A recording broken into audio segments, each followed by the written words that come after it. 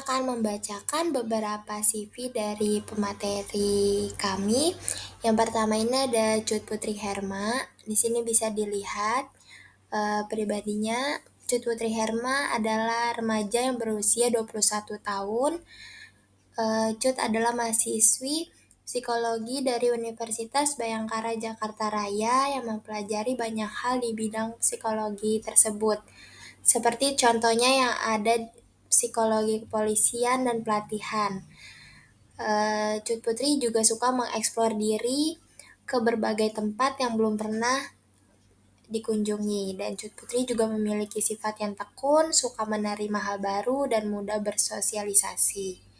Bisa dilihat pendidikannya pada tahun 2007 sampai 2013, Cut Putri bersekolah di Sekolah Dasar Abdi Negara. Di tahun 2013 sampai 2016, Cut Putri bersekolah di SMP Negeri 4 Tambun Selatan. Di tahun 2016 sampai 2019, Cut Putri bersekolah di SMK Tinta Emas Indonesia atau Yatindo dengan jurusan Teknologi Komputer dan Jaringan. Dan tahun 2020 sampai saat ini, Cut Putri berkuliah di Universitas Bhayangkara Jakarta Raya dengan jurusan psikologi dan masih semester 6. Pengalamannya pada bulan Agustus 2019 sampai Oktober 2019, Cut Putri melakukan PKL atau magang di PT Sinar Mas MSIG Live. Dan di bulan Februari 2020 sampai April 2020 di PT Dika. Hobinya traveling dan mendengarkan musik. Dan di sini bisa terlihat kontaknya, ada nomor teleponnya, Gmailnya. Dan sini ada keahliannya yaitu mudah bersosialisasi, disiplin, dan berempati. Bahasa Indonesianya yang aktif. Nah, selanjutnya di sini ada Amalia Rizky Ramadan.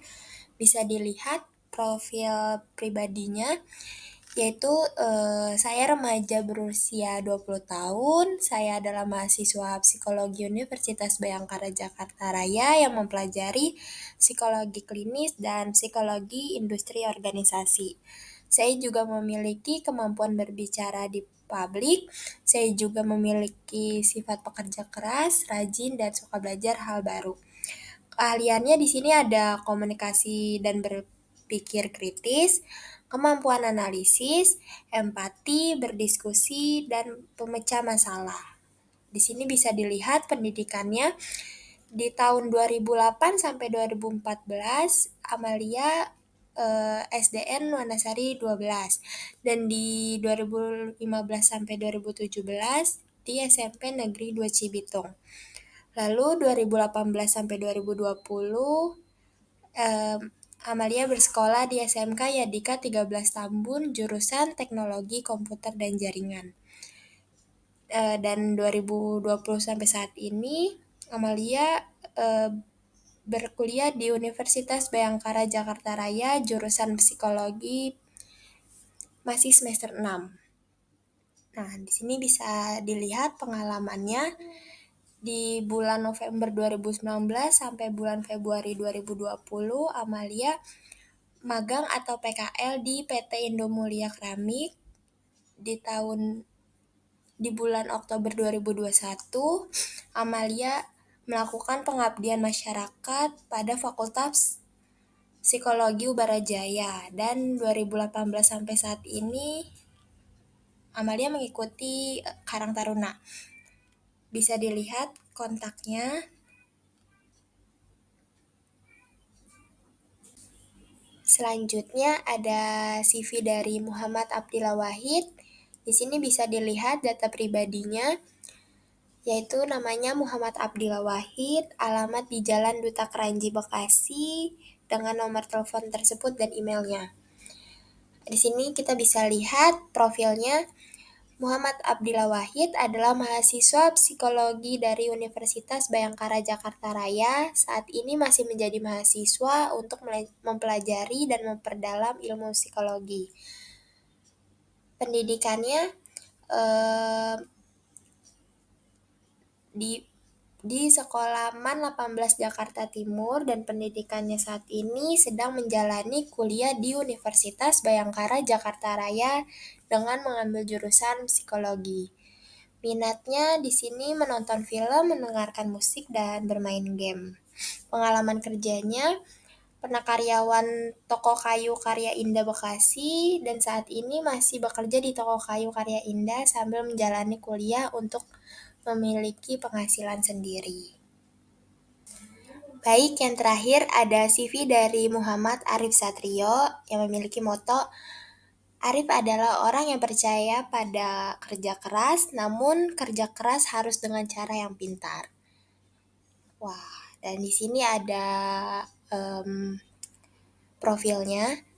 Ada nama lengkapnya Muhammad Arif Satrio, tepat tanggal lahirnya Jakarta 10 Februari 2002, agama Islam, status mahasiswa.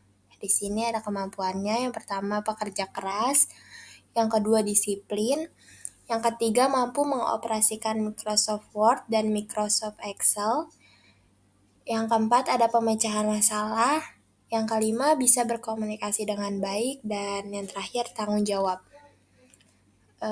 Di sini bisa terlihat kontaknya, ada nomor teleponnya, emailnya, dan alamat rumahnya. Di sini eh, pengalaman Arif yaitu mengikuti pelatihan pengolahan data statistik dengan tema How to Ask SPSS Program for Academic Research pada Februari 2023. Assalamualaikum warahmatullahi wabarakatuh. Salam, Om Swastiastu, Namo Buddhaya, salam kebajikan, salam sejahtera bagi kita semua. Perkenalkan, saya Malia Rizky Ramadan sebagai moderator pada webinar trauma yang bertema dinamika psikologis kekerasan seksual. Dengan begitu, izinkanlah saya memperkenalkan para pemateri yang akan memaparkan materi, yaitu yang pertama ada Cik Putri Herma, Muhammad Abdillah Wahid, Muhammad Arif Satrio, dan saya sendiri Amalia Rizky Ramadan. Baik, lalu akan dilanjutkan oleh Cik Putri Herma. Baik, di sini saya akan menjelaskan tentang kekerasan seksual. Perkosa dalam Kamus Besar Bahasa Indonesia berarti gagah, paksa, kuat, dan perkasa. Menurut Munandar, memperkosa berarti menuduhkan dengan kekerasan, menggagahi, melanggar, menerang dengan kekerasan.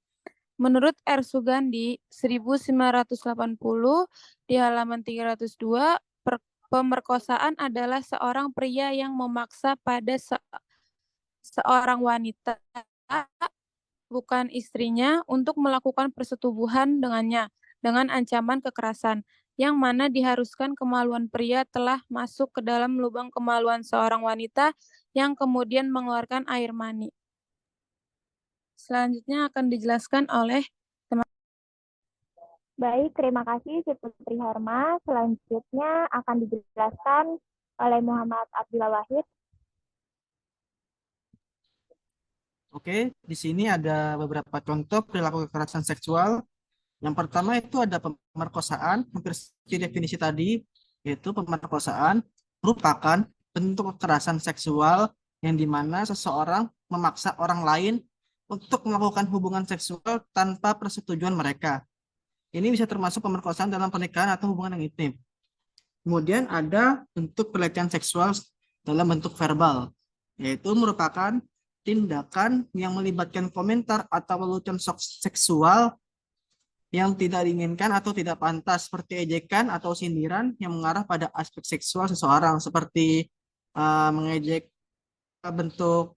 bentuk tubuh dan lain-lain. Kemudian ada pelecehan seksual fisik, itu merupakan sentuhan atau kontak fisik yang tidak diinginkan dan tanpa persetujuan dari orang yang terkena dampak. Misalnya, menyentuh bagian tubuh yang intim seperti mohon maaf, yaitu seperti payudara dan kemaluan,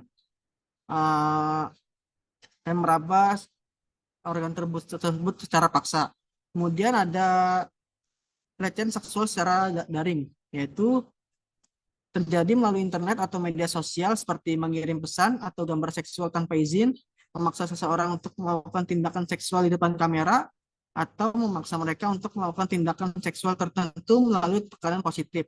Dan terakhir ada pelecehan pencabulan anak, yaitu merujuk pada tindakan seksual terhadap anak di bawah umur yang melibatkan pemaksaan atau penyalahgunaan seksual.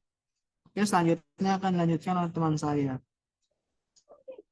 Baik, terima kasih untuk Abdillah. Selanjutnya akan dijelaskan oleh Muhammad Arif Satrio.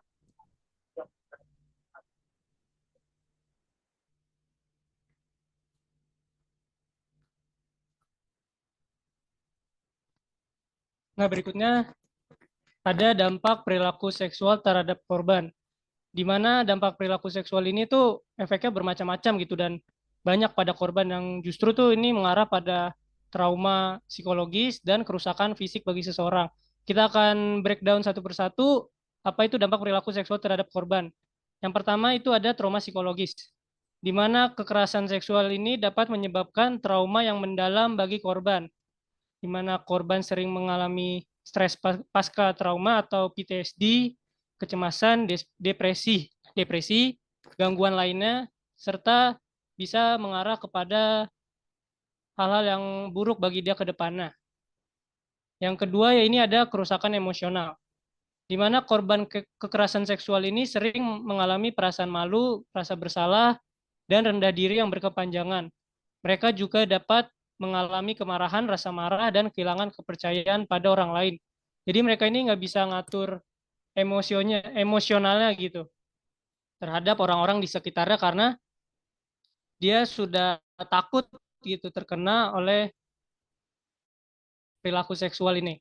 Yang ketiga ada gangguan kesehatan mental, ini yang lumayan cukup sering terjadi, yaitu di mana kekerasan seksual dapat berkontribusi pada perkembangan gangguan mental seseorang, di mana seperti gangguan kecemasan, gangguan depresi mayor atau depresi yang tinggi, gangguan makan, dan bisa jadi kecanduan akan obat-obatan.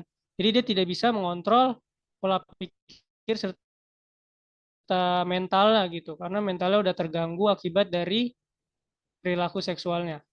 Berikutnya ada gangguan hubungan sosial. Ini mirip-mirip sama kerusakan emosional, di mana hubungan sosialnya dengan orang lain tuh jadi berkurang gitu. Di mana korban kekerasan tuh sering mengalami kesulitan dalam membangun hubungan interpersonal dengan orang lain. Dia jadi mengisolasi dirinya sendiri, dia nggak bisa percaya sama orang lain, dan mengalami kesulitan dalam menjalin ikatan emosional. Jadi dia udah ketemu orang tuh baunya udah takut gitu. Jadi karena sebelumnya dia pernah terkena dampak perilaku seksual ini. Yang kelima adalah gangguan seksual, di mana kekerasan seksual dapat menyebabkan masalah dalam hubungan intim dan menyebabkan disfungsi seksual, di mana yaitu ketidaknyamanan saat berhubungan seksual atau bahkan keengganan untuk terlibat dalam aktivitas seksual karena pernah mengalami perilaku seksual yang tidak diinginkan. Yang terakhir itu ada kerusakan fisik, tentunya di mana beberapa bentuk kekerasan seksual dapat menyebabkan cedera fisik, masuk luka fisik, luka bakar, atau penularan penyakit menular seksual atau biasa disebut PMS. Korban juga dapat mengalami masalah kesehatan reproduksi jangka panjang. Jadi ya ini beberapa dampak perilaku seksual terhadap korban. Berikutnya akan dilanjutkan Baik, oleh teman saya. terima kasih buat Arif Satrio. Selanjutnya, saya akan menjelaskan cara menghindari kekerasan seksual. Dan di sini yang pertama itu ada waspadai tanda-tanda kekerasan seksual. Nah, itu tuh bisa dipelajari dengan perilaku atau situasi yang mencurigakan. Nah, itu juga jika kalian merasa tidak aman atau terlibat dalam situasi berpotensi bahaya, carilah bantuan atau berbicara dengan seseorang yang kalian percaya. Nah, di sini yang kedua ada tingkatkan kesadaran diri. Nah, dengan kayak gitu, isu-isu kekerasan seksual dengan tentang hak-hak Anda Pendidikan dan kesadaran diri dapat membantu untuk mengidentifikasi situasi berbahaya dan mengambil langkah-langkah pencegahan yang tepat. Di sini dan yang ketiga, di sini ada pilihan lingkungan yang aman, yaitu berhati-hatilah dalam memilih lingkungan dan teman-teman yang akan kalian ajak bergaul atau berteman. Pilih lingkungan yang aman, berkualitas, serta teman-teman yang memahami dan menghormati batasan pribadi kalian. Nah, di sini juga yang keempat ada tingkatkan keterampilan self-defense, yaitu mempertimbangkan mengikuti pelatihan self-defense atau keterampilan pertahanan diri. Keterampilan ini juga memberikan kepercayaan diri untuk membantu kalian melindungi diri dalam situasi darurat. Nah, guys, selanjutnya akan dibuka untuk sesi tanya jawab untuk teman-teman. Dipersilakan untuk tanya jawab. Ada yang ingin ditanyakan?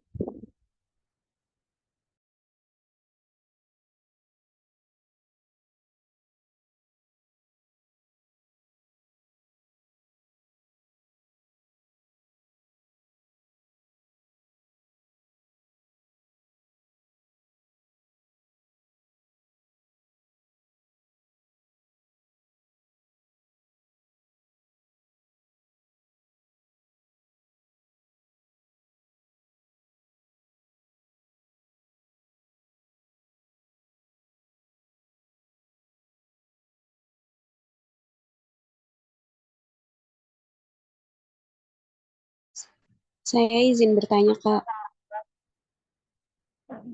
Ya, boleh. Untuk Kak siapa? Kak Sekar ya? Iya, nama saya Vicky Abdillah. Saya izin bertanya, penanganan apa yang sebaiknya dilakukan ketika anak sudah mengalami kekerasan seksual?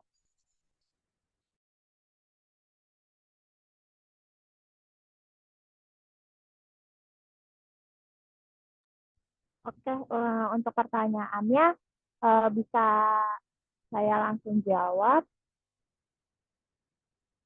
Di sini kan pertanyaan Kak Sekar,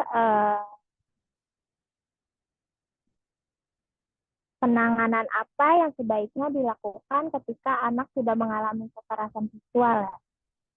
Nah, di sini tuh kita bisa jauhi tempat kejadian kekerasan seksual dan kita bisa meminta bantuan pertolongan.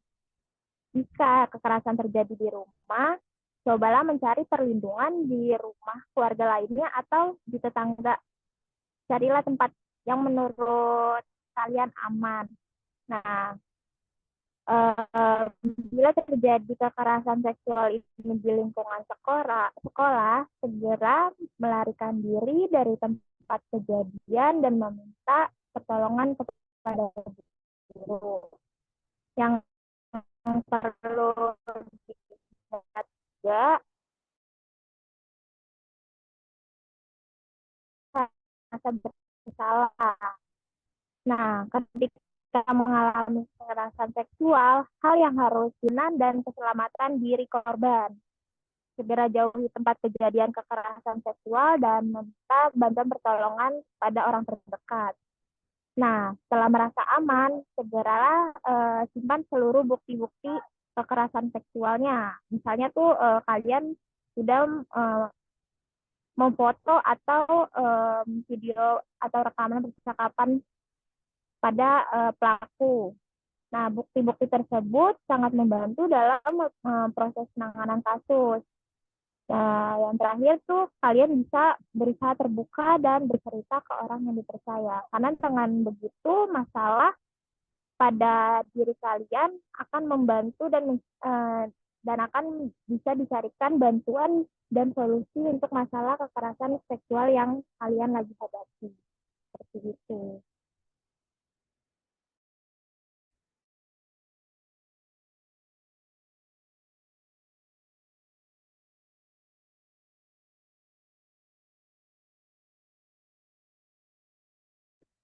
Baik, selanjutnya ini ada pertanyaan dari Siva Sahabat.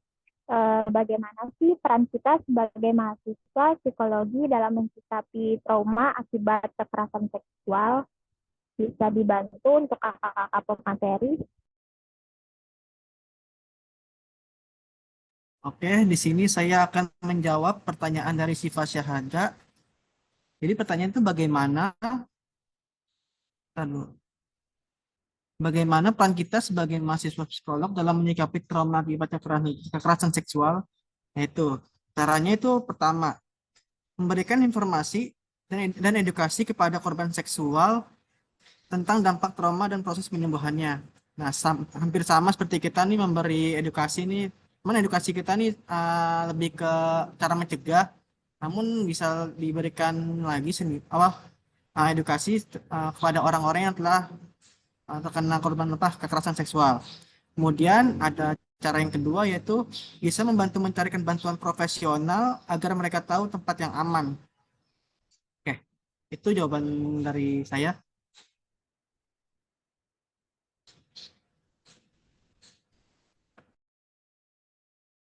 Baik, apakah sudah cukup, Kak Siva?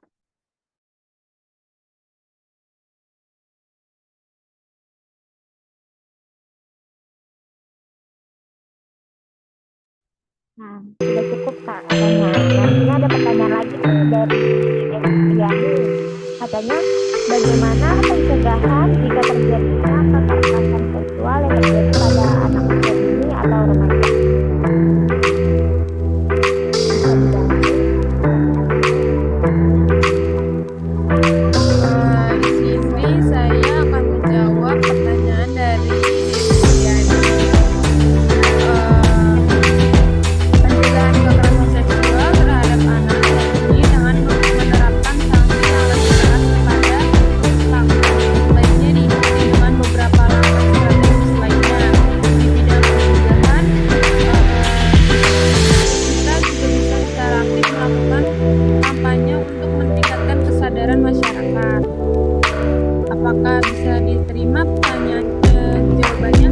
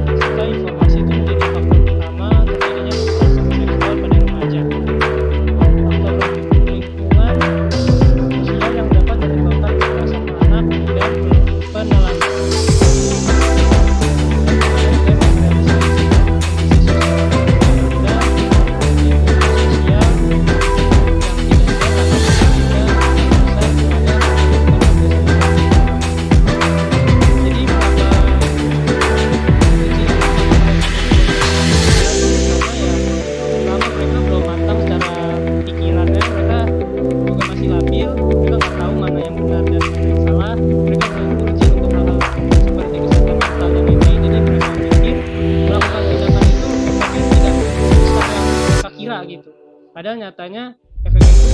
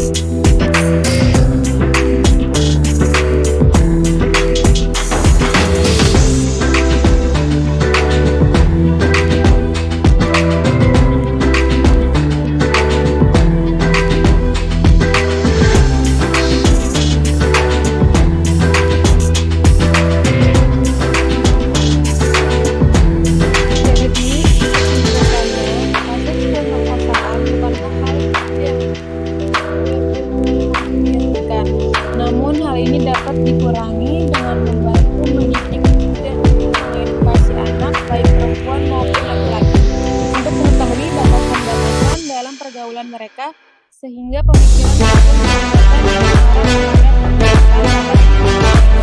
Dengan begitu, kesempatan untuk melakukan pemberontakan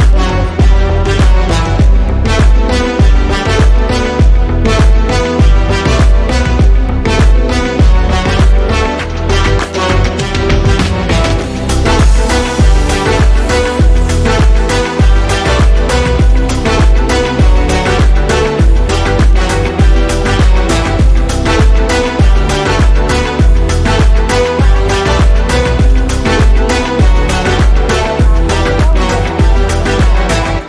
Terima kasih untuk pemateri kita, Cuk Putri, Herma, Muhammad Abdillah Wahid, Muhammad Arif Satrio, dan saya sendiri. Terima kasih juga untuk teman-teman yang sudah berpartisipasi pada webinar kali ini. Semoga mendapatkan ilmu yang bermanfaat. Oh iya, jangan lupa untuk sesi fotonya teman-teman boleh untuk on cam.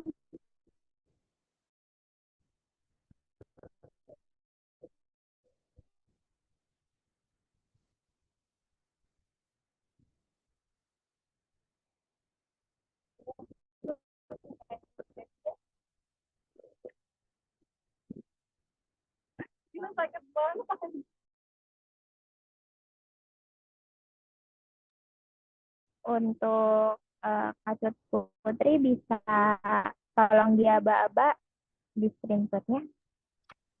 1, 2, 3.